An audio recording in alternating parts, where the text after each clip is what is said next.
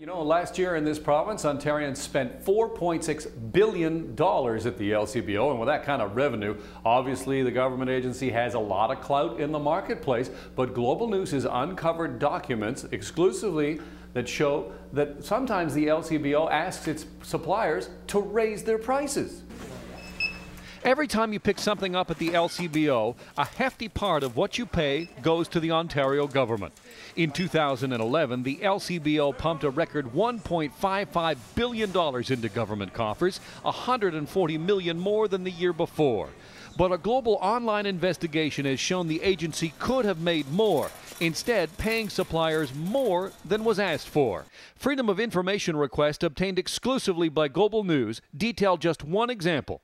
Early last year, the LCBO wanted to buy 180 cases of Calvados, a French brandy that sells for $50.75 in the store.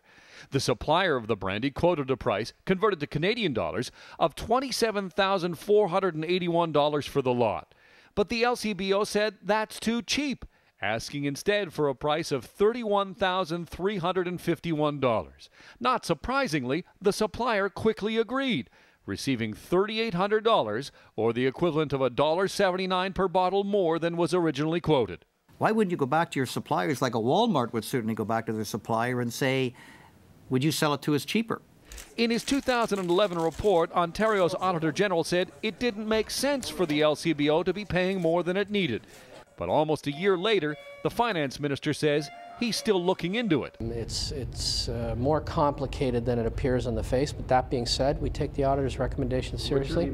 No one from the LCBO would go on camera, issuing a statement instead saying, "There are times when we have asked suppliers to either raise or lower their prices. In these rare instances, a supplier has miscalculated a quote, or the freight rate or currency exchange rate has changed." Opposition leaders say it's time for a change. If the LCBO is one of the biggest buyers in the world, obviously they should be looking for the cheapest prices. At the very least, we should be making sure that we're maximizing the revenues that we're getting from the LCBO.